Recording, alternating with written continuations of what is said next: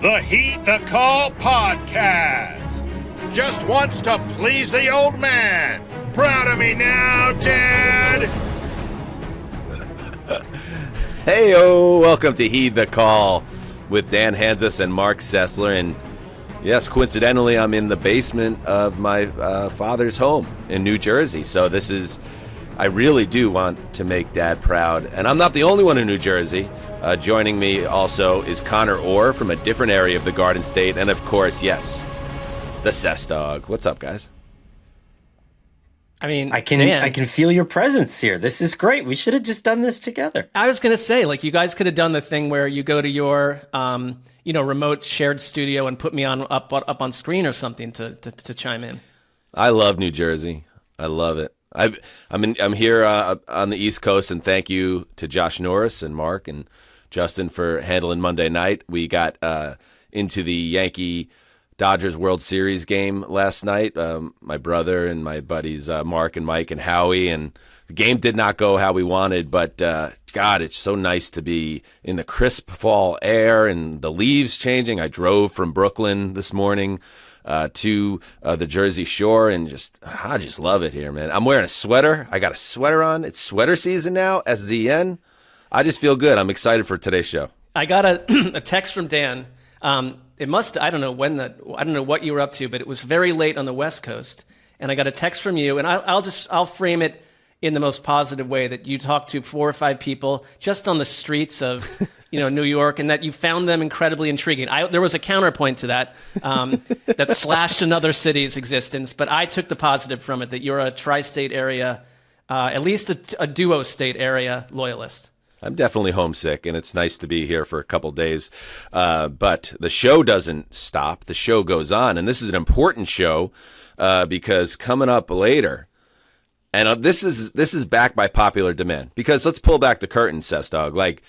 When we launched Heed the Call, we very deliberately had a mindset where this is a new show. It's the spirit of the old show, but it's a new show, so we don't want to just do a carbon copy. So some things we carry on, some things we don't.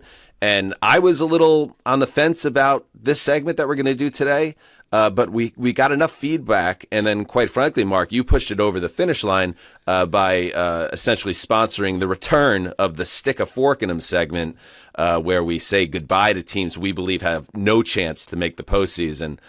So it's back, Sessy. Yeah, I believe in it. I think it's important to remember that about 95% of the things that people demand that we bring back, we didn't. We've created new episodes, new shows. We've got Connor with us all the time. It's a completely different aura to it. But I think this is a football segment too, that really is kind of measuring stick at this point in the season on where we are. And it kind of puts us into a new country. It's like crossing from East to West Germany. In the old days, now you can just walk there, but you had to back then you'd have to put a ladder up, climb the wall, not get shot. But we're in West Germany now, where we can say goodbye to some of the evil, which is the junk, the teams. Not that we'll never speak about them again, but let's not act like they're in the same country as the rest of the teams.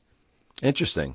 Sometimes I follow a Sessler analogy, and then I lose it, and then I get it back right at the end, and that's what happened that time. I got back. I didn't know if you're talking about our old place of work, or you're talking about the actual landscape of the league, but then I'm like, okay, I'm right with you. So multi-layered. Multi-layered for that matter. All right, and of course, we're going to hit the TNF preview as we look ahead to Week 9 and the Stephon Diggs-less Houston Texans, who learned on Tuesday that it is a torn ACL for the great veteran wide receiver. So Texans in a tough spot. We'll get into that later. But before we get into the Fork seg, a little bit of breaking news that came by on Tuesday afternoon, and this is something I know you guys talked about it extensively on the Monday night show, but Anthony Richardson has been benched by the Indianapolis Colts in favor of Joe Flacco. And listen, Mark, we talked about it on Sunday too. The Colts were in a tough spot, and Shane Steichen was in a tough spot because what is this season about? Is this season about trying to make the playoffs, or is this season about developing your very green passer?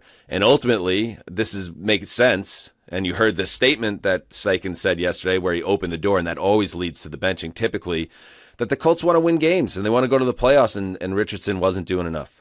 Yeah, they're 4-4. Last night one thing we mentioned was you've got this young quarterback who is not processing, and it's not just like, wow, he's doing enough where his athletic magic is coming through consistently. It comes through in little spurts, but it's not enough over the course of a full game. And you're going to play the Vikings, one of the nastier defenses around, then the Bills. So your season hangs in the balance. And I think, if you're today's head coach, it's not just you unilaterally make a decision and kind of ride with it. You've got to think about your organization, like all the players in your locker room, all your assistant coaches, and they're all seeing on tape to a deeper level what we're seeing on Sundays. So, Connor, I don't know about you, but I feel like, this is not Deshaun Watson also where you're never going to see that quarterback again. There is time and place and a future to develop Anthony Richardson. I kind of think sitting is maybe the most helpful thing for him to do right now. I saw a lot of pie in the sky takes immediately after it happened about, well, your job is to develop this guy. Your job is to develop this guy. Coaches are not dumb, and they can see the landscape. They saw what happened in New York. Shane Steichen is working for a guy who, last year, 2 years ago, fired his head coach and promoted Jeff Saturday in the middle of a season? Do you think that he's sitting around and saying, oh, cool, let me take 3 or 4 more L's with this guy for the sake of a future that I'm not even going to be here for unless I win some games? And so Shane Steichen wants to go to the playoffs. I don't blame him. Joe Flacco gets you there. And this is year 2 of Richardson, of course. So I think when Bryce Young, and, looking back at that draft class, it's interesting because you had Bryce Young go first to the Panthers. He just recently got his job back after a benching. C.J. Stroud went second to the Texans, and that was a home run. And then after the Will Anderson pick by the Texans, the Colts took Richardson 4th overall. It's a massive investment. And it's interesting to me because the initial reaction to everyone is like, yeah, this guy's either got to play through this and figure out how to make the layups and get some of this green off him. Putting him on the bench, how does that necessarily help that? But I don't hear any, but I also understand it, like the idea to mentally reset and sit behind Flacco. You could make a case either way, and I get it. I don't hear a lot of speculation about whether the Colts might be looking to bail on this experiment, whereas you heard that immediately when Bryce Young got benched out, okay, it's time to trade him. And is it possible that Richardson is someone that the organization might look to move, or do we really see this as a temporary thing and they're still 100% in on the kid? I'm curious where this is all going to go. I just think with Richardson, they knew that they were taking a quarterback with so little experience. And so that's baked into where he is now. Bryce Young was a little bit different on that front.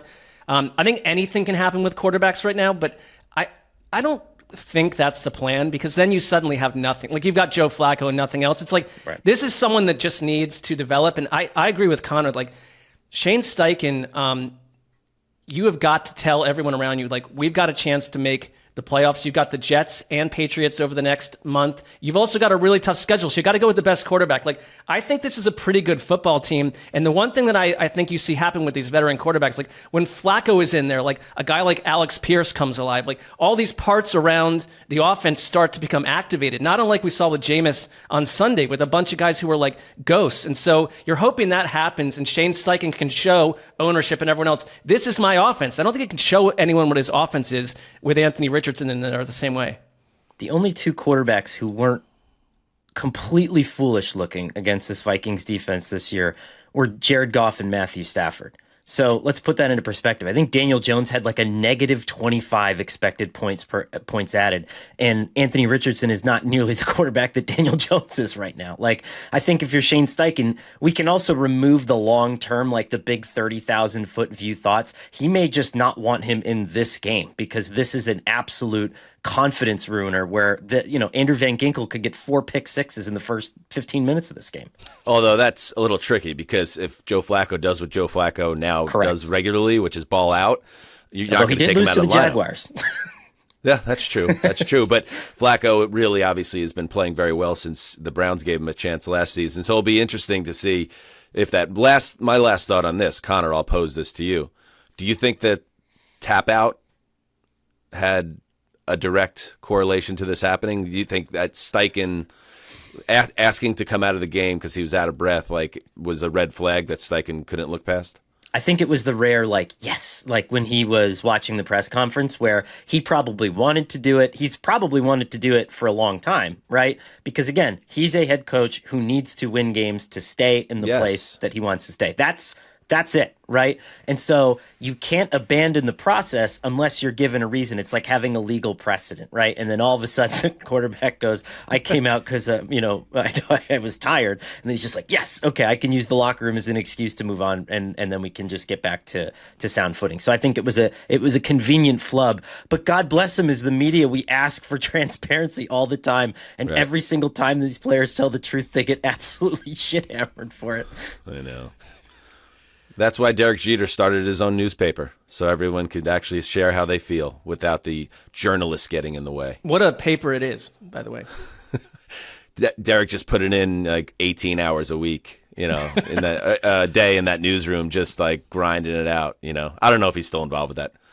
I was in the same building with Derek Jeter last night, and like, it's been as a sports fan, it's been a tough few days because the Jets are an embarrassment, obviously, and the Yankees always were the bastion of safety in the Hanzus house. And things don't really go, in many cases, like the Yankees' way anymore, which everyone's fine with, and I get that. You sign up for that as a Yankee fan, knowing that, if you don't love the Yankees, you hate them, right? But it is weird, I have to be honest, when they don't win anymore, when you expect them to win. Like when Derek fucking Jeter comes out and throws out the first pitch in front of 52,000, you don't expect Freddie Freeman to put the building to sleep 10 minutes later, which is exactly what happened. So between these last 3 games of the World Series and a truly historic Jets loss, that data point about the first team ever, it was like 750-0 teams that, whatever the data points were in terms of holding the team to yardage and not having a turnover and scoring more than 20 points. The teams were 748-0. Like that happened Sunday as like the meat portion, and then the Yankee losses. I'm processing it, but it's been tough. I recall being a young child, in elementary school when they'd have those like double rooms and they'd open up the folding thing so the whole 2 classes could sit together and watch like the space shuttle launch, and then like 5 minutes later it's crashed to Earth. Like that's not unlike what you've experienced with these two teams. It's been a little bit of a challenger scenario. Yeah. We're challenging if we don't want to make light of that space tragedy, Mark. I'm not making light of it. I just think I see a parallel. All right, hit it, Justin.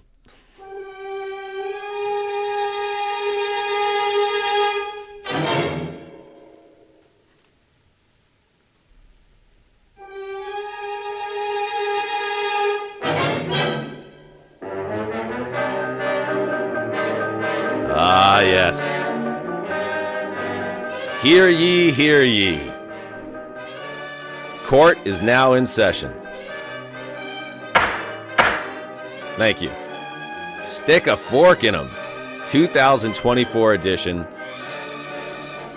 And I don't know, Mark, is it really a courtroom situation? I don't know. It just feels like it. I feel like we want to add a little bit of structure. So we're going to be observing the Roberts Rules of Order here in terms of the motions and the votes for stick a fork in them. And what is stick a fork in them? For people that don't know, this is the time of year where some teams are on the bubble in terms of their ability to survive a season, or they are at a crossroads. And what we're trying to do, Mark, right, is nothing.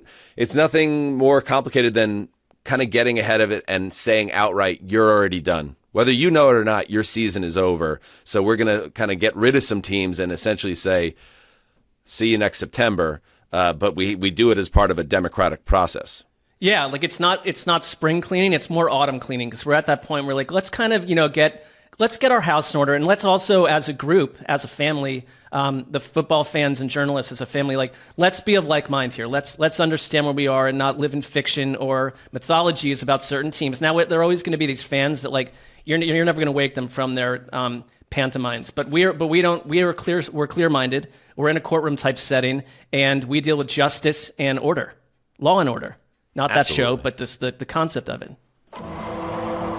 So yeah, there's some type of court tie-in. We're just gonna hang with it. And Connor, there's also, we do not do this willy-nilly. Like the idea of saying a team's season is over before Halloween.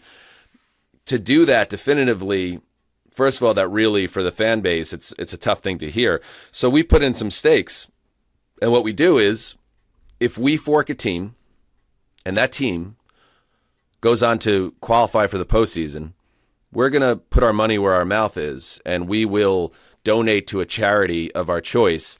And before we get into it, let's share those charities that we will be individually donating to. And by the way, we probably will get at least one team wrong. And I want that to also be a part of, as you listen to this, as your team gets brought up here and maybe even voted to get forked, that almost every year there's at least one team that rises off the mat and ends up making the playoffs. So it will be one of the teams we bring up today. My donation will be to, if I make one, which I'd like to, Love Leo Rescue, which is a nonprofit rescue located in Los Angeles. Their focus, and this is where I got my dog, the captain, is to focus. Their focus is on rescue, rehabilitate, and rehome sick, injured, abandoned, and forgotten dogs. My puppy, when we got Captain 2 years ago, was found in a cardboard box with his two brothers and a sister on the side of the road. And Emily and I went to this house in the valley where a older couple had been keeping them, and we went and looked at all the puppies, and we picked Captain. And then 3 months later, we learned that they were all adopted, and we met them at a dog park. We got the brothers and the sister together. This is the type of organization we're dealing with. Love it. So Love Leo Rescue is mine. How about you, Mark? First of all, anyone that disagrees with that choice can have a bow and arrow shot into their chest, like you have to be dead inside. So I like that. I'm going with...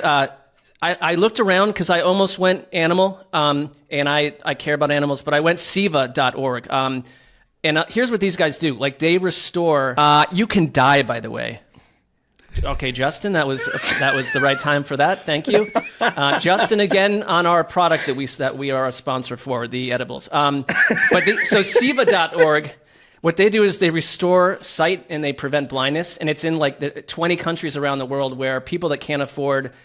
There's glasses, but then there's also medical operations stuff where if you're the head of the household and you can't see and you're in a third world country, they restore sight, and suddenly that brings all this organization back to the family and everything else. So, I'm still reading about it, but it touched me, and I thought, well, this is what we'll do. I like the idea. You see those like things on Instagram where a child suddenly can hear or see again, and yes, their mind is blown. I think this is what kind of pulled me into that. Justin, look up to make sure that's a real charity. It is SIVA.org. You can go tap it into your little Google. I like it. How about you, Conman? You guys have been awesome over the years and have allowed me to come on and talk about the Greater Newark Holiday Fund. And so once again, I will say that I'm playing for the Greater Newark Holiday Fund. This is a New Jersey-based charity that raises money specifically to distribute to our social service partners during the holidays. So a lot of charities run out of money at the end of the year, and when their budgets are tapped, we come in and we funnel, extra funding, additional funding, and a lot of the things that we cover, crisis counseling, temporary shelter and homelessness, family rehabilitation, domestic violence sheltering, counseling, all that kind of stuff. And so I'm a proud board member of the Greater Newark Holiday Fund.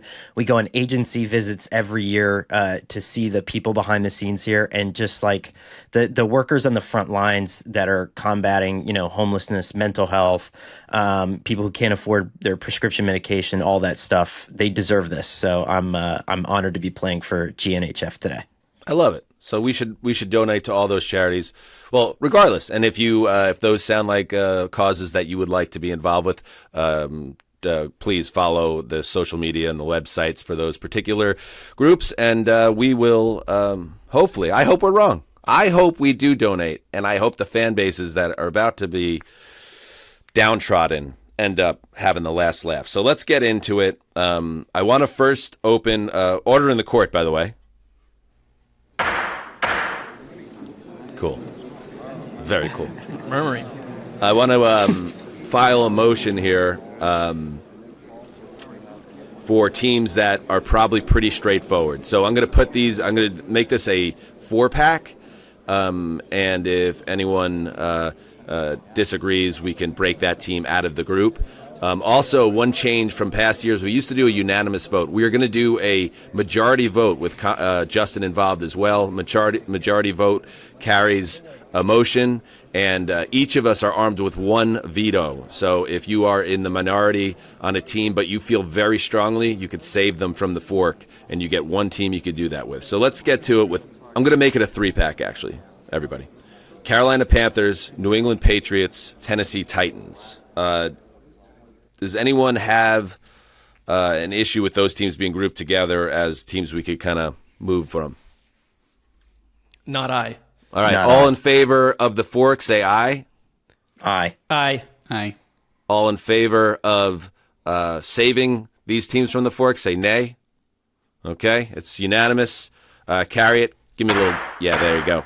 Panthers, Patriots, Titans, all forks. Stick a fork in them. Yes, check. Yes. All right, now let's start now. Mark, you get us going with your first motion. All right, I would like to, with this motion, raise up the concept because there's a couple easy ones out there, some layups. I want to wait. Someone has to second the motion, by the way. Oh, sure. According Let's to the see what Roberts rules, I second the motion. Thank Go you. ahead. Proceed with your. I shall. I'll proceed. Debate. I have had enough of the Jacksonville Jaguars, and here's what I think about this. You could argue that these are one of the spiciest fork candidates because when they're good, you see what they can do. But I think that actually proves a point because they do the least amount with all of that. They've done the least amount. They're sitting at 2-6. Christian Kirk is gone for the season. Okay, Brian Thomas is banged up right now, but I don't even like the situation for Brian Thomas with Christian Kirk out of the mix. I thought the two of them together were nice dueling banjos. You've got the second worst defense in the league in terms of EPA per play. They are giving up points all over the place, and then you're asking the offense to do a lot. And yes, look at this schedule up on screen here on YouTube, and I'll just read it out for you. You've got Philadelphia coming up. You've got Minnesota coming up. You've got to go to Detroit. Then on your bye, someone's probably going to get arrested. Let's start there. Then you've got Houston and then Tennessee. And so by the time you get to a cupcake in Tennessee, who knows what the record is? Because you essentially probably need to win, I'd say at the least 7 games to get to 9 wins, but probably 8. So you're asking someone to go 8 and little down the stretch. I think that is a disaster. This team is not built that way. There's no DNA. There's no nucleus that suggests that they're going to do.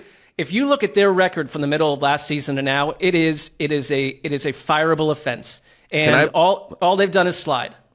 All right, before we call it to vote, can I just say, this has been a tough schedule for the Jags.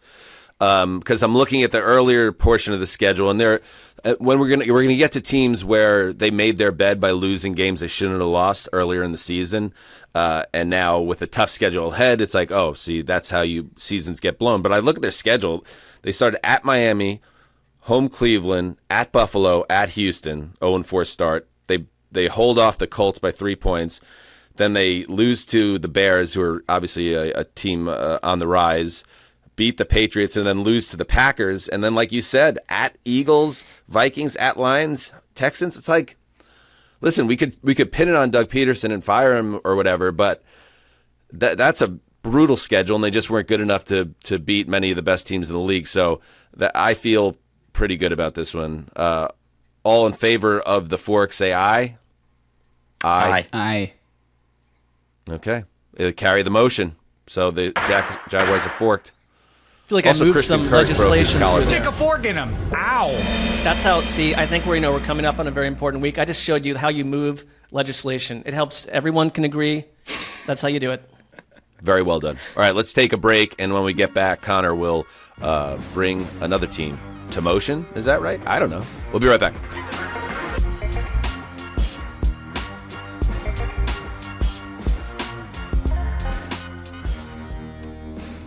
Hey, Mark, it's that time in the show where I tell you about Mondo's 4-in-1 acidified cleansing bar. Yes, the 5-ounce bar that does the work of a shampoo, face wash, body wash, and deodorant.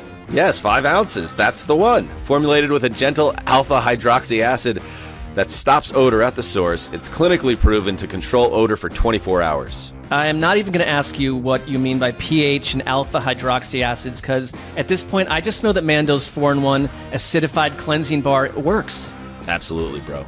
It works, and it simplifies your hygiene routine, especially if you're traveling. It's the only thing you need to pack, and you can get it in 3 cologne-quality scents. Mount Fuji is fresh and woodsy. Bourbon Leather is sweet and sophisticated, while Pro Sport is clean and citrusy.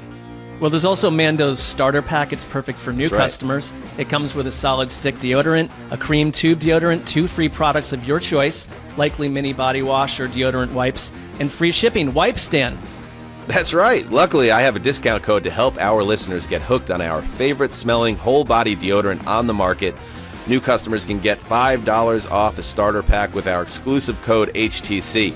That equates to over 40% off your starter pack. Use code HTC at shopmondo.com. That's 40% off with the code HTC at shopmando.com.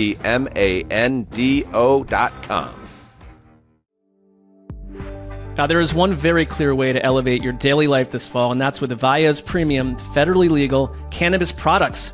Via is well known for their premium THCA flower grown indoors in state-of-the-art facilities and free from harsh pesticides or nasty chemicals, farmed and crafted with care in the U.S. and trusted by over 500,000 customers. Via just launched their high THCA flower in 7-gram and 28-gram bags and brand new flavors for the THCA vapes line, so you have more options than ever before to blaze your own trail. I will say, because they sent us some of this stuff, that I have taken the one, it's labeled Dreams, and it's got a mixture of all sorts of stuff, and it helped me sleep, and I appreciate that. And the best part, Via legally ships to nearly all states in the U.S. in discreet packaging directly to your door with a worry-free guarantee, no medical card required. So if you're 21 or older, check out the link to Via's website in our description and use the code HTC, that's us, to receive 15% off. If you want to support our show, and this is important, please tell them Heed the Call sent you. Again, use the Via link in the pod description and code HTC for 15% off. This fall, enhance your everyday with Via. If you're a fan of Heed the Call, I'm guessing you're a football fan. But the NBA season is here too. Yes, we all know they're 2 different sports. Football is completely different than basketball. But Underdog has tons of fun ways to get in on the action. Unlimited profit boost tokens on all NBA pick'em entries. Plus, you can play against other users with daily tournaments and private drafts where Underdog is giving out hundreds of thousands of dollars every single day. Just download the Underdog app, sign up with the code HTC, that's us, and receive up to $1,000 in bonus cash for our U.S. audience only.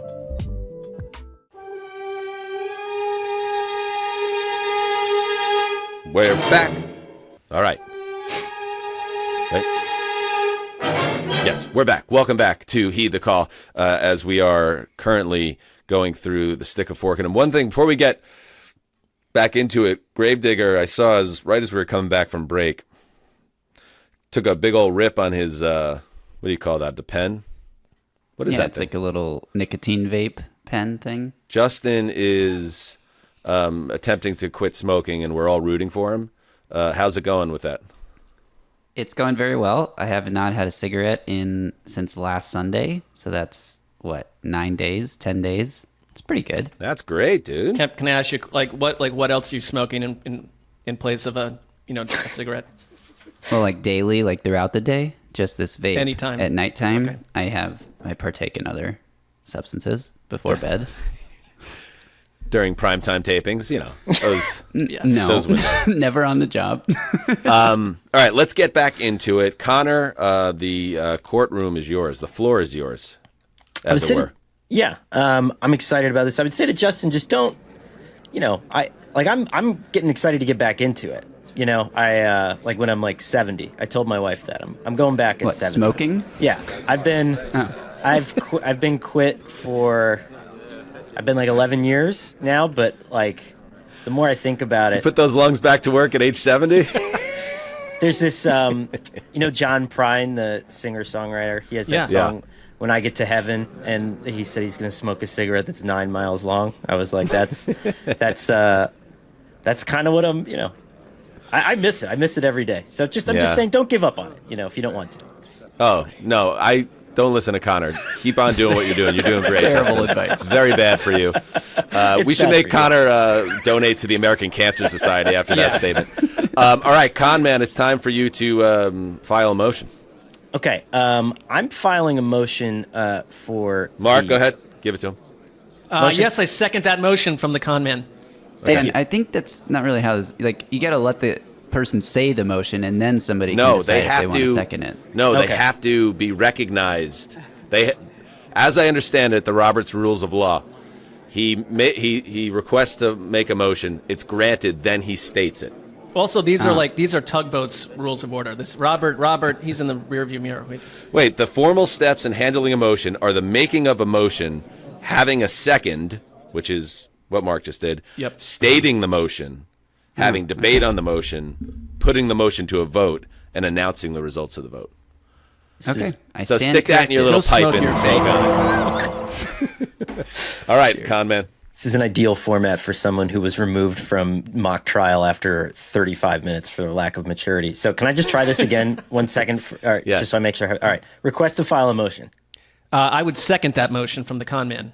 Fantastic. I I motion that we fork the shit out of the Dallas Cowboys.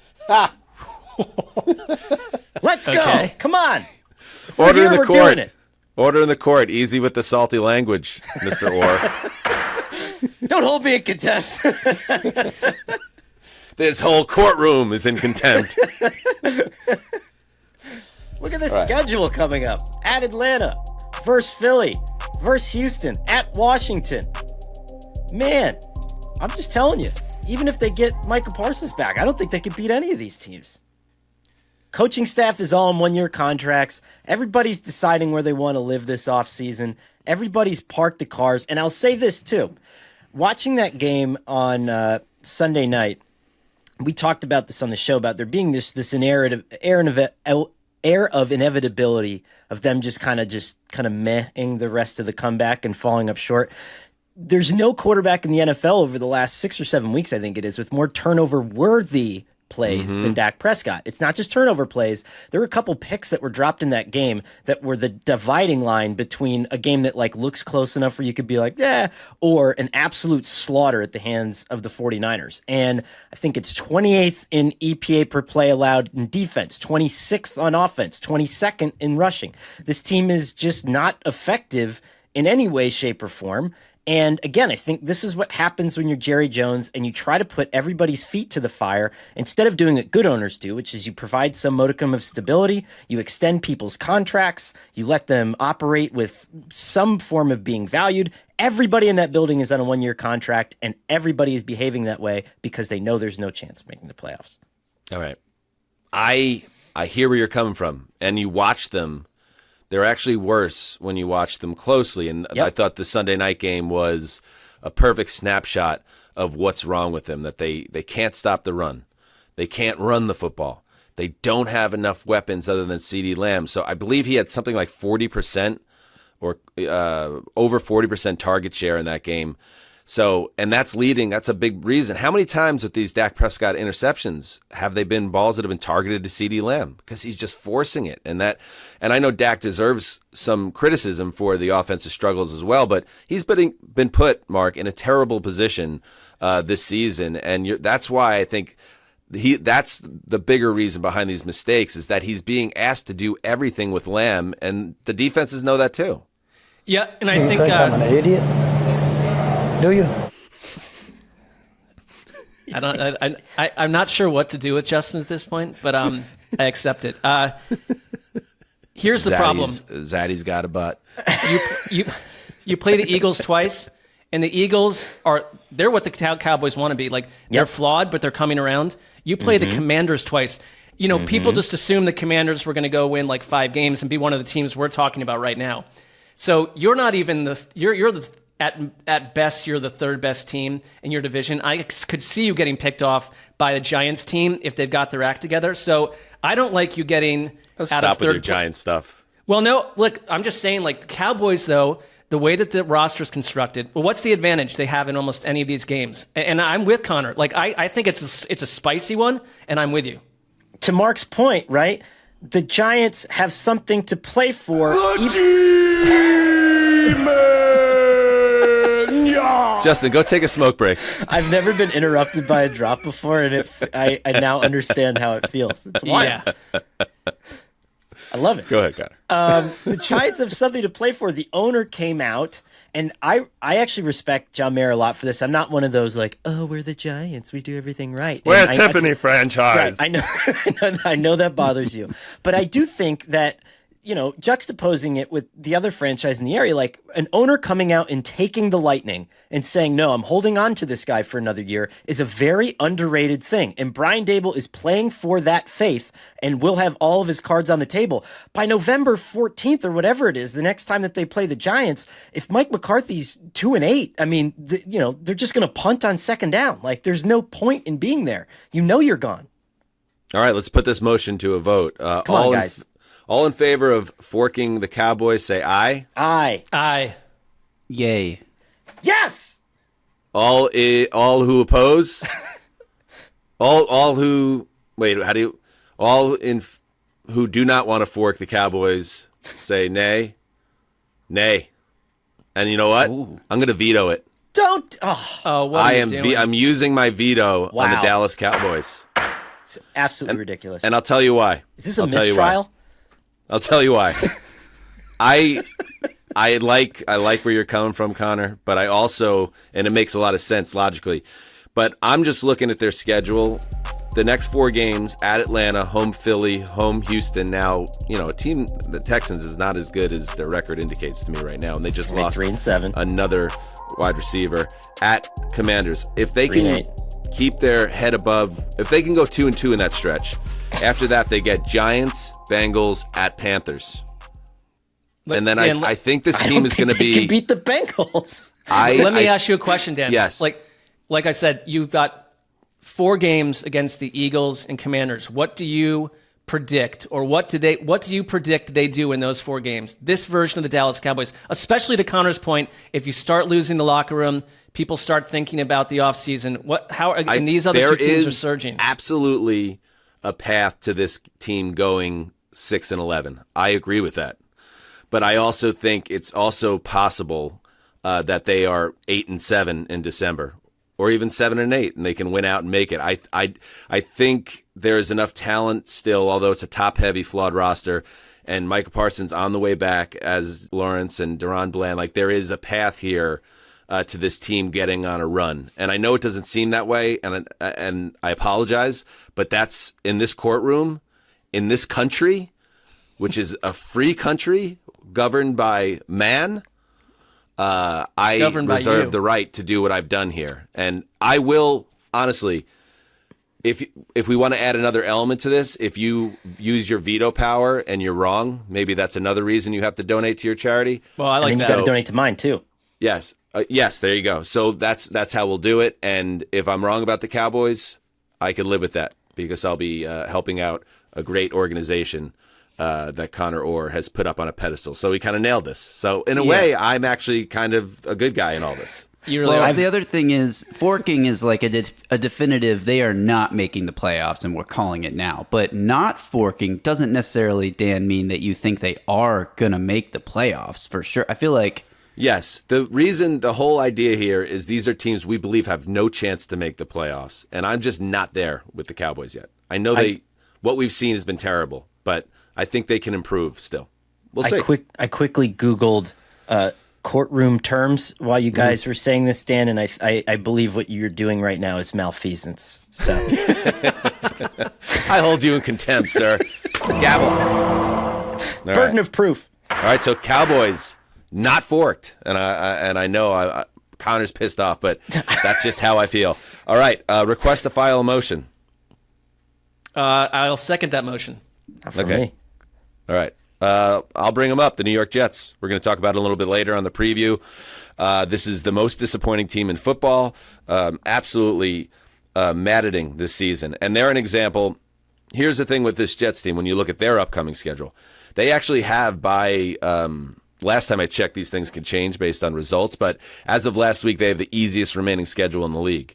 So what makes them so annoying, quite frankly, is all they had to do was not completely shit their pants in these first 8 games, and they would have had a chance to at least be playing. As a fan, as a Jet fan, you at least had a chance for your team to be playing relevant football in December. The only thing you couldn't do is lose 6 of 8 and go on a 5-game losing streak. That is what they've done. So this is what they have ahead. They have the Thursday night game against the Texans at home, a banged up Texans team that has some issues going on. At Arizona, home Colts, then they're bye, home Seahawks, at Miami. So at 2-6, guys, they have to, if they lost 5 in a row, they pretty much have to win 5 in a row at some point now. And what have we seen from this team to think that that is going to happen? I look at that schedule, and I think there's a road to go 1-4 there with the way they're playing. I mean, honestly, like, they could lose to the Cardinals. They could lose to a version of the Seattle Seahawks. They could lose to Miami the way that their offense looked. Like, I don't know where the win is there that we're saying, how do they get back in this race? And they're in, like, to me, Connor, their issues, it's Jets versus Jets. And those teams I just can't believe in. And it is Jets versus Jets is different than even, Giants versus Giants or another bad team versus itself. The Jets find a way to make it like a personal collision with complete catastrophe, and they specialize in that, and that's not a playoff team to me. I completely disagree. I think, and not because Dan forked my forking. I legitimately think that they're going to beat the Texans on Halloween and Thursday Night Football. I've always kind of considered myself a little bit like the guy in The Big Short that read all the mortgages and saw this coming. And so I will say the Christian Bale character. Yeah, the super genius. And what I see in the Jets is a team with a bunch of strangely healthy biomarkers, and they're just losing games. And you talked about the 750-0 odds that they lost to the Patriots in that condition. Aaron Rodgers has one of the cleanest pockets in the NFL. The Jets have one of the 10 best offensive lines in the NFL, and that's not just due to name value, that's due to actual performance. I think they're like the 8th or 9th best offense in the NFL. And the defense can't get a lot worse than it is right now. And I do feel like if there is some sort of improvement of coming together, you have a chance of getting hot. And specifically against the Texans, they're absolutely obliterated in the interior of their offensive line, which is one spot that we know that the Jets can play well with some regularity. And my 2 other points on this very quickly, Aaron Rodgers and Hassan Reddick are 2 guys that need to desperately clean up their legacy before they get out of this season. And the only way to do that is to win games. And for Hassan Reddick, that's to load up on sacks and to actually play hard against the run, which are 2 things that he desperately needs to do in order to earn another big contract. Can we do one thing here, Justin? Speaking of Hassan Reddick, this is sort of what I'm talking about. And those are good points, Connor. But like, look at what he's doing with his time after, and he's got a banged up neck already, and he's not done a thing for the Jets, and he's spending his time tweeting this. Someone call Bill Belichick and give him a job. Seems like he's home bored and can't keep me out of his mouth. Come up for air, why don't you? No Diddy. I mean, no Diddy. Why is Hassan Reddick doing anything but focusing on helping the Jets get any better? Like, what are you doing with your time? Mark, in fairness, you're talking about a guy that wanted a raise, so he said the best way to do that is to light $10 million on fire. So, like, some of the decision-making and thought processes are perhaps flawed. I don't see a team where, show me one game, like in the last, of recent time, where you have good players. And you are right, Connor, like, there is a reason that we projected them to make the playoffs, but they're not showing up in the same game. They're not showing up at one time. So I just don't have a lot of faith that they're going to win 7 games down the stretch.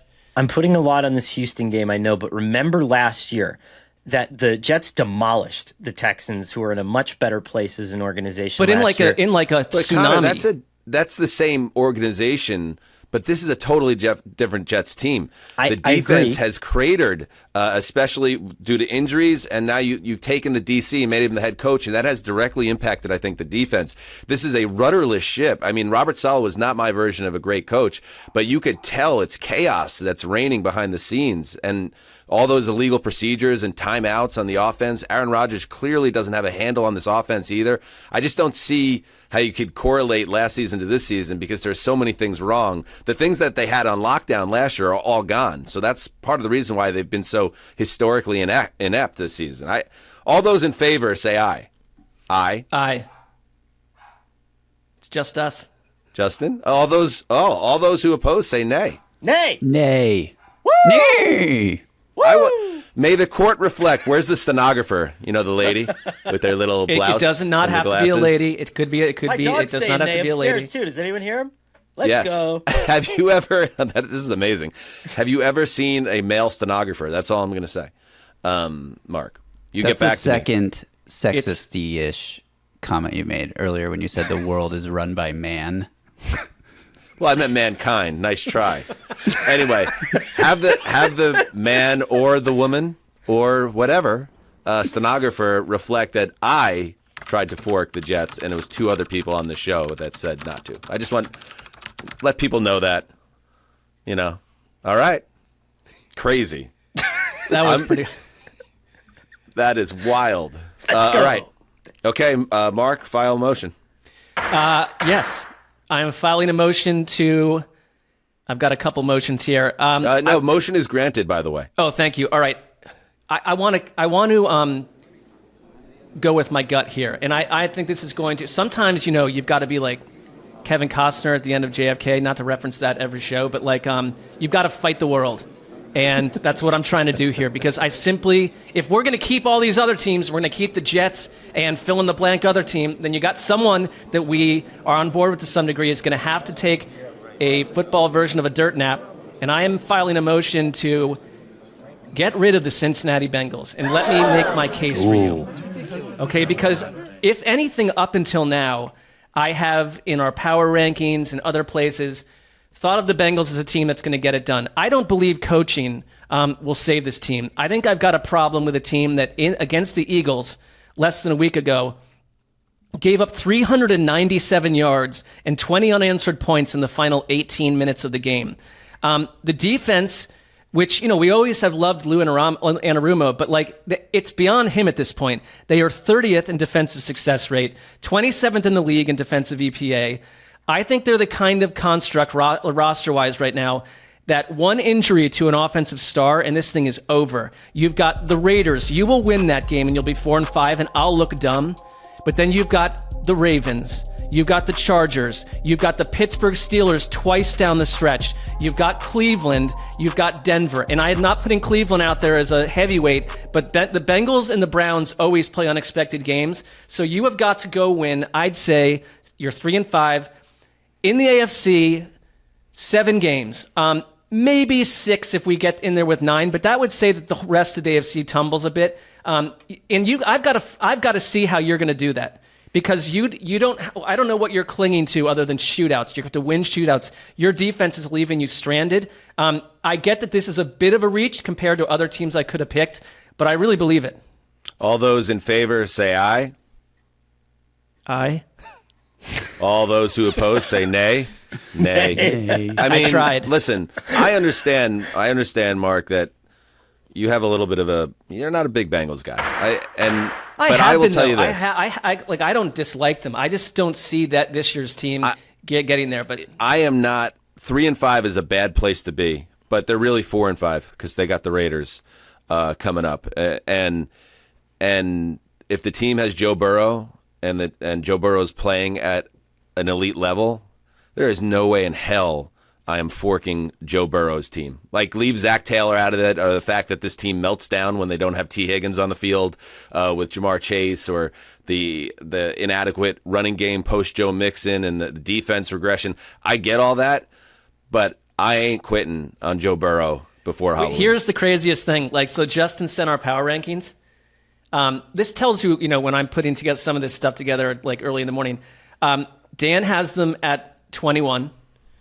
Connor has them at 20. Justin has them at 20. Mark has them at 14.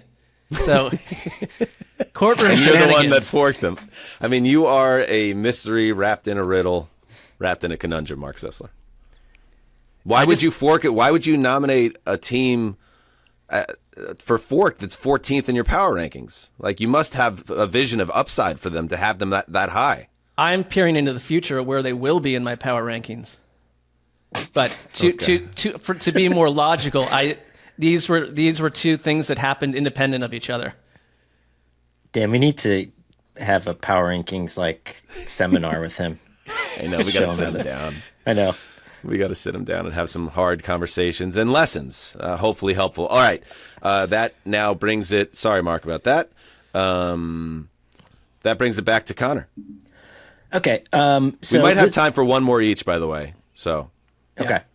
I thought it was only right for me to do this since I stood on the table for this team and they pissed me off a week ago. I'm forking the Raiders and wait, can I make a motion? Yes, motion granted, but just remember, this is a debate. This is a conversation. So you're nominating them. You're not forking them outright. Correct. Right? Yeah. I'm making a motion to nominate the Raiders for forking, and I want to do this because I was the team that lifted them up a mere week ago. I got everything that I thought I was going to get, and then Gardner Minshew fumbled against the Chiefs when they were down a touchdown, and he was driving. And let me just illustrate. Mostly I just want to do this to clear the air because sometimes people are like, oh, Connor just says crazy stuff. But I propped up the Chiefs to not... That's a good impression of a Connor critic right there. That's how I would imagine the mad internet person to be sounding like. I know, he sounds like my dad. And so what I meant by that was I was propping up the Raiders because, this team is kind of like sine waves, right? And Gardner Minshew had a game the week prior against the Rams,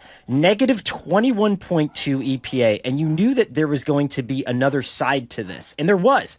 He had a 17.1 completion percentage over expectation above the Chiefs, the second best defense in the NFL. We got the game we thought we were going to get, and this is like a beloved family pet in the 60s. I just want to be the one that takes it back behind the barn and says goodbye. I want to do it. I like the way you presented that, and quite frankly, I wanted to include them in the opening pack of forked teams, but I removed them out of respect for you and your feelings, and I wanted you to do that. So I'm glad that this has kind of happened the way I think it should have. All in favor of forking the Las Vegas Raiders, say aye. Aye. All those who oppose, say nay. Okay, it is unanimous. That's it for the Las Vegas Raiders. Stick a fork in them. Ew. Mark, I think that brings it back to you, or is it me? I think it's you, right? You. Is it me? Yeah. All right, let's see. Who else do we got here? All right, who's forked so far, Justin? So far, we have forked the 3-pack Panthers, Patriots, Titans. We forked the Jags. We were going to fork the Cowboys, but it got vetoed. We're going to fork the Jets, but it got vetoed. No, that just didn't pass. That just didn't pass. Yeah. We tried to fork the Bengals, and no one voted to pass. Nice job, Mark. And now we have forked the Raiders. Okay. So let's see. Then let me. God, we gotta talk about the Giants. The Giants are not good enough. The Giants show us that every week. And I know they have this try hard, blue collar, Springsteen off Nebraska energy that Mark connects with, but meet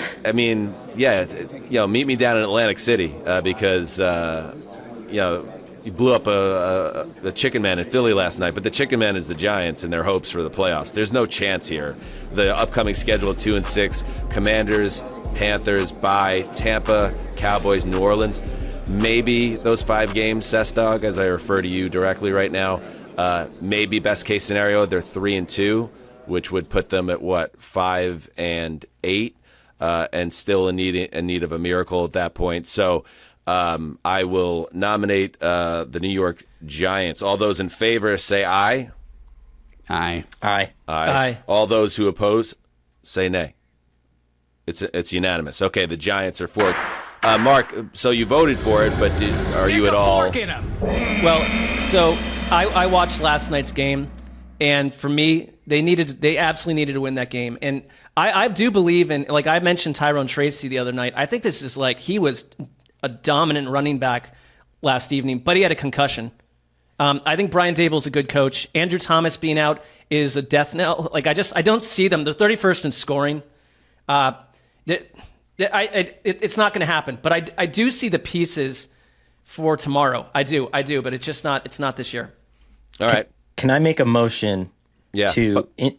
I forgot to make a motion for my motion. So motion to be, that one. Do I have that granted in retrospect? Yes. Okay. Connor, your turn. Can I make a motion to have it added into the record that out of all the teams that we've forked, that the Giants have tried the hardest and have the most upside? Like they are at the top they are the least forkable team that we forked. I wrote in my notes, this is the best forkable team. And so Yes. I would second that motion. All right. Sounds good. Connor, you're up. You want to do one more? Because I feel like we have a couple more. Does anybody have one? Because I do have a couple more on my list. We could whip through some if we got a... Okay. Does someone else have one they want to motion? All right. I'll file another motion. I'll that motion. second it if no one else. Oh, yes. Yeah. I was like, I thought it was a pregnant pause. I was like, what's he going to say? We've seen The very Chiefs? prominent people fall asleep in courtrooms, and that's what happened right there.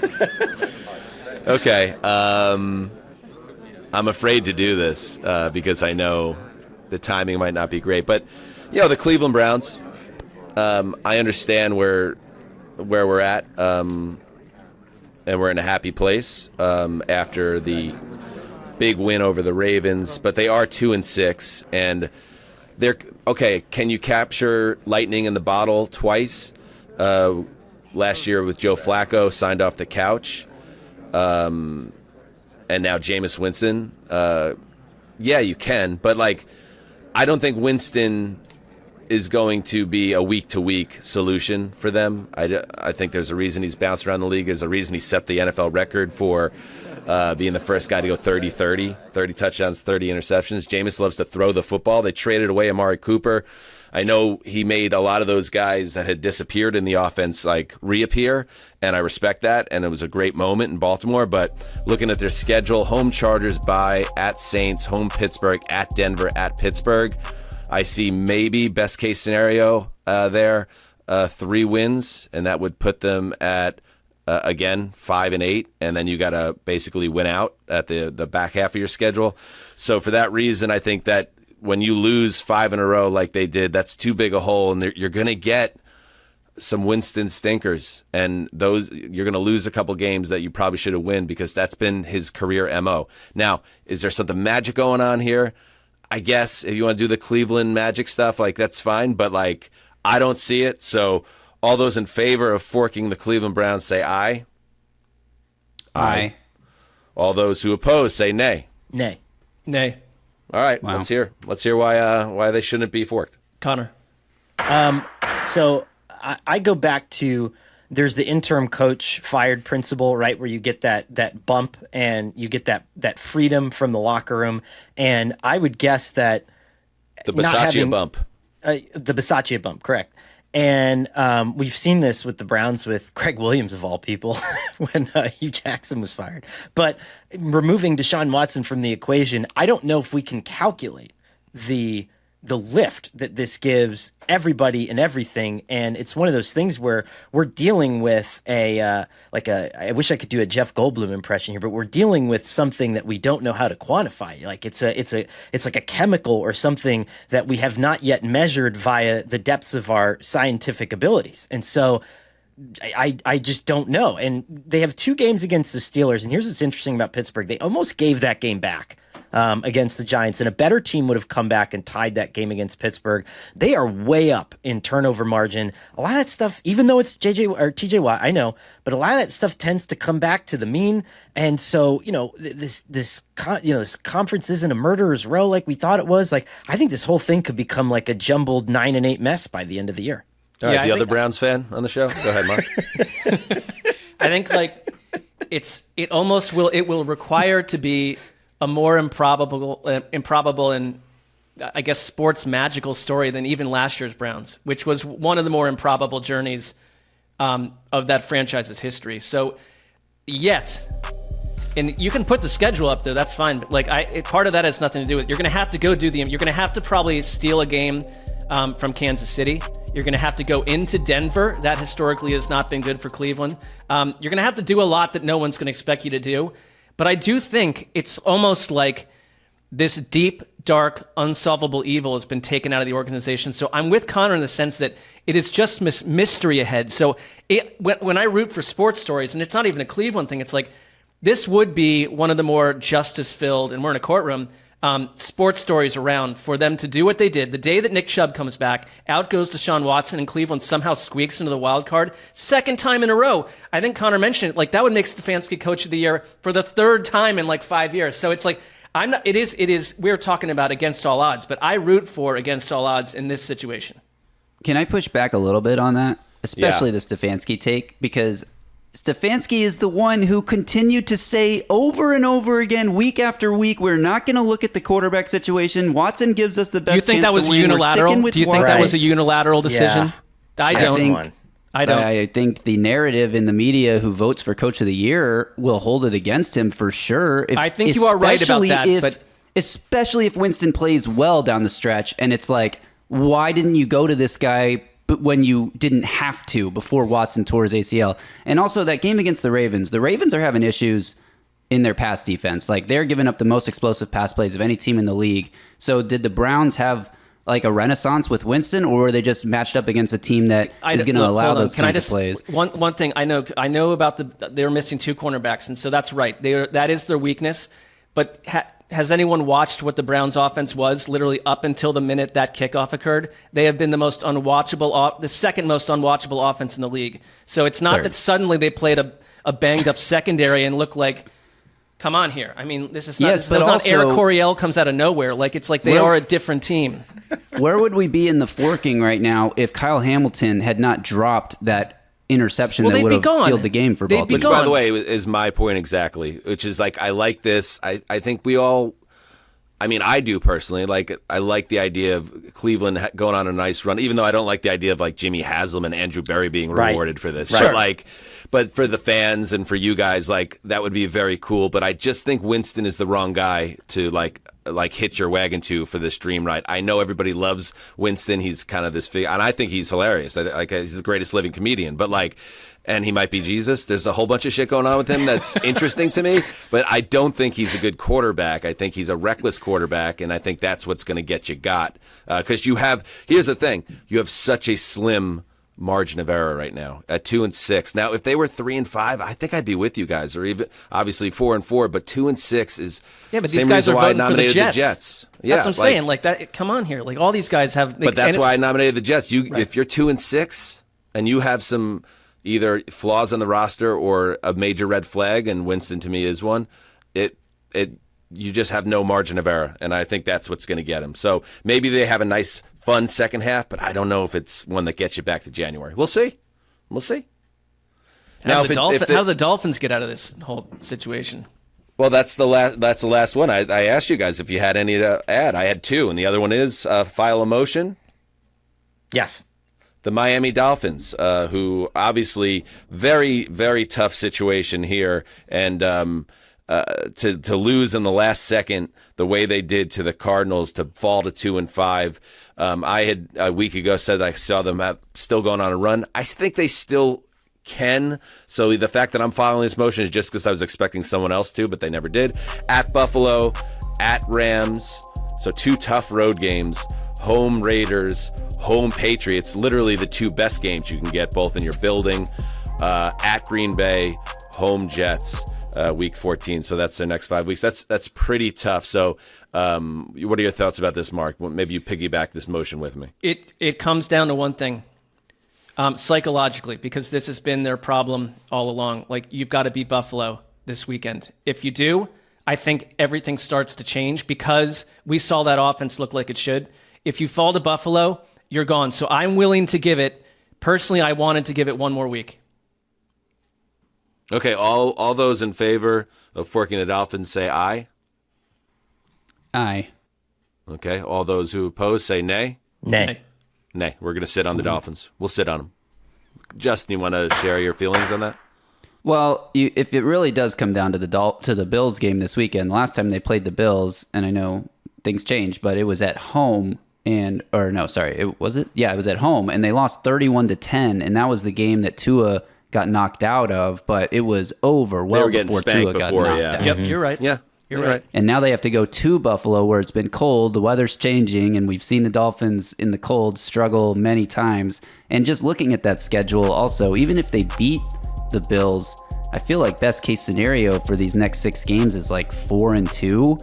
If you can win the winnable games and then pull off a win against the Bills, Rams, or Packers, and then you're still looking. Yeah, but if you're 4-2, if you go 4-2 at Buffalo, at Rams, home Raiders, home Patriots, at Packers, home Jets. If you go 4-2, that's 6 and 7, and that's a pulse. And like I don't want to. Yeah. And that's not. I think that's not overly generous. Like 4-2 feels like the more likely scenario potentially. 3-3, 4-2. If you can get to December 6-7, you have a pulse. Now it is the Dolphins, and that's 6-7 with some cold weather games ahead. So I hear you, Justin. This one I'm right on the fence on because the Cardinals, that loss really, really hurt them. That was a savage loss. With all the good vibes of Tua's return, being at home to stack a win there, they've really put themselves in a corner. So that's fair. That's fair. Okay. But they don't get forked. So the final tally, who has been forked this season? Panthers, Patriots, Titans, Jaguars, Jets were not forked, Giants, the Raiders. That's it. We didn't fork the Browns or the Dolphins. So, yeah. And the Cowboys were vetoed. No one else used their veto. I think I have to be honest. I think you guys played this a little safe in some spots. Well, I think you kept some teams alive that I disagree with, but you believe the Cowboys should be dead. So I brought up teams that were vetoed, so that would suggest I was hanging on the edge there, right on the edge of life and death. Unbelievable. Are we going to be? Is it going to be said, Connor, that we weren't bold enough here? Is there a team that we should have been more out on a ledge about that should be forked? I think I'm just kind of personally stunned by everyone else's lack of childlike wonder. Like I am hinging on 2 incredible miracles in the Jets and the Browns turning things around. But we see something like this happen in sports, in every sport, every year, right? Like one of those things has got to happen, So. And every year we do this, Mark, someone from that group makes the playoffs or puts a serious scare in us. So let's see what that team is this year. All right, let's take a break and we'll do a quick TNF preview and then get out. Who likes touchdowns? I know I do. On Underdog, playing touchdowns just got even better, introducing Red Zone Rush, a new way to play touchdowns all October long. Just head to the Underdog app, tap Play Now on Red Zone Rush in your Pick'em lobby, and swipe right to add touchdowns. Swipe left to skip. It's like a dating app, but for touchdowns. Plus, every Red Zone Rush automatically receives a profit boost, so sign up with the code HTC and receive up to $1,000 in bonus cash when you deposit in the Underdog app. For our U.S. audience, only.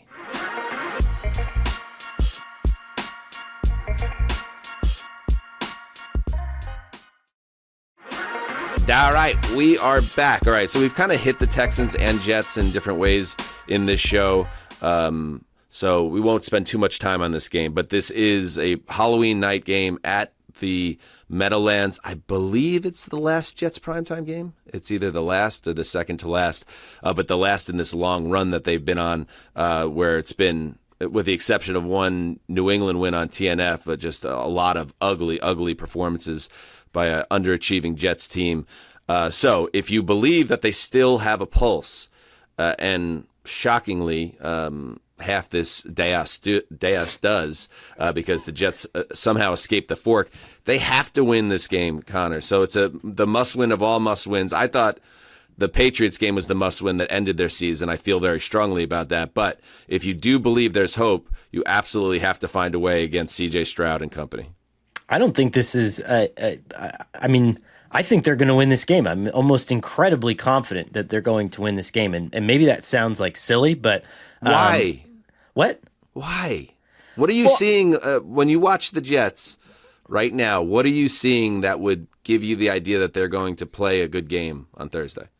I'm removing Dan, this narrative of pain and all these other like metaphysical things that we're putting onto the situation that don't need to be remove worn all right that. Now Now just the way all. they're playing as a team. Remove it all. Okay, so I'm a guy, for example, who picked at the beginning of the year the Rams to beat the Vikings on whatever that was, Thursday Night Football or whenever they played. And part of the reason is if you're intimately familiar with an offense that's run by another team and you're steeped in defending Kyle Shanahan every day, and Kyle Shanahan's obsessed with you because you know how to make him better, you can take out one of his henchmen in Bobby Slowick. And this offense now, this Texans offense, minus Stephon Diggs, minus all this talent, minus your interior offensive line play, is going to have to play a very pared down version of this offense that I think even a elementary Jets defense can compete with. And the way that you do that, well, the way that you destroy this offense is upfield penetration in the interior. The Jets can do that. They can do that with regularity. And I'm not just saying the Jets. Any team can beat the Texans in this setting right now. I believe that. I have a vision in my head of like basically Danielle Hunter like blowing up the physical body of Aaron Rodgers. I just feel like this feels like a disaster scenario to me. But you are right that the Texans right now, if you were going to catch the Texans at any point, it's at this moment. You've lost your two most foundational, I like Tank Dell, but you've lost Stephon Diggs, you've lost Nico Collins. I mean, their offense has not been the same post Nico Collins. And they're 18th, I believe, in EPA on offense. But you have to factor in the fact that they have been missing their top receiver. They were missing Joe Mixon for a big chunk of this season. I think this is a Joe Mixon type game. Obviously, you're right, they're simplified. For me, I really dig the Texans coaching staff, and I think they find a way to overcome weakness. This is a test, but it's not the kind of test it would be if you're playing 25 other teams in the league. So maybe I'm oversimplifying it, but I think that we get people are down on CJ Stroud right now. He's taken and absorbed a ton of pressure. He also has the people most down on CJ Stroud. I don't know about down. I think not down. I think it's more like I think we thought he'd be like the MVP, right, top 2 or 3 front runner right now. Statistically, he's underwhelmed in comparison to what maybe we expected entering the year. But that has been really on what's happened around him rather than I think Stroud, so too. I think it's environment. But he has faced, like last year, I thought Slowick and company found a way to mix and match that offensive line to prevent a lot of pressure. He's faced incredible pressure this year. He's also produced against pressure and thrown the most yards to get it. So I think that's an opportunity for the Jets to try to get in Stroud's face. But in reverse, like the Texans' pass rush itself could cause major problems for an old quarterback who cannot move. And he's got to get the ball. He's going to have to get the ball out quick, Aaron Rodgers, as he's done. But I want to see the Jets play a complete game. That's my only argument against Connor is that, like, one piece steps up and then someone else disappears. It's like, can we put it all together here? Is there urgency? Does the team want to do this? Kicker. Everything's going to be I fine. hope they have a new kicker. I mean, Connor, I don't doubt your sincerity, but you're also the same person that on Sunday made a very good point about why is Greg Zuerlein struggling? Like, and it was like, maybe it's like the vibes on that sideline. The energy is so awful around this Jet team. And Zach Rosenblatt of The Athletic, who covers that team, did a nice job tying together Rodgers' infamous post-game quote on Sunday. Yeah, I've been in the darkness. You've got to go in there, make peace with it. And it's like, Rosenblatt pointed out, what Rodgers is missing, he merely adopted the darkness. The Jets and its fans were born into it, molded by it. It's all they've ever known. And I think Rodgers,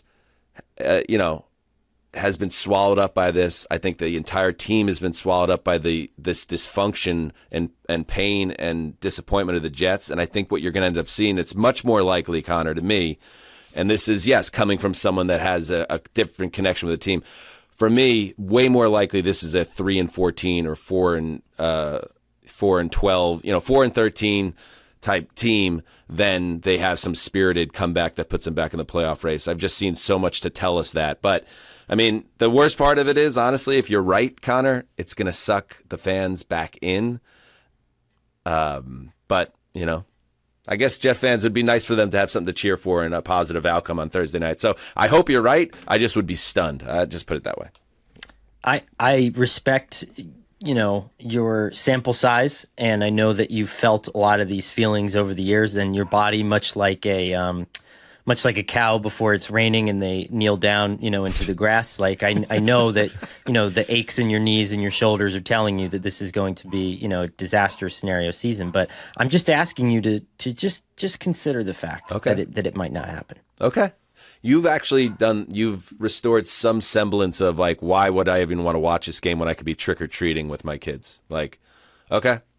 Yeah, now I'm not going now because of you, Connor, I'm not going to be trick-or-treating. Yeah. Smart. You're like Tom Brady. It's like, yeah, I could have been taking my kids to Disney World, but instead I was grinding in Bucks film for you. Yeah.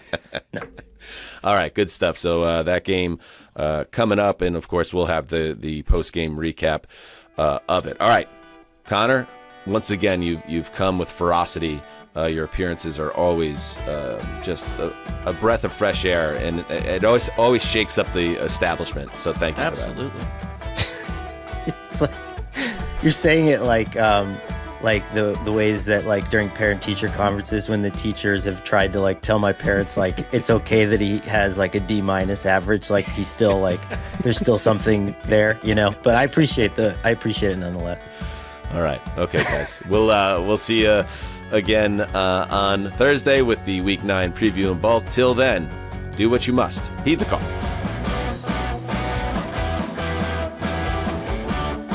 Stick it off. I can't do it somehow. This is it. I've hit my head on the ceiling. This is a bridge too far. Stick a fork in him. Stick a fork in him. Ow. Stick a fork in him.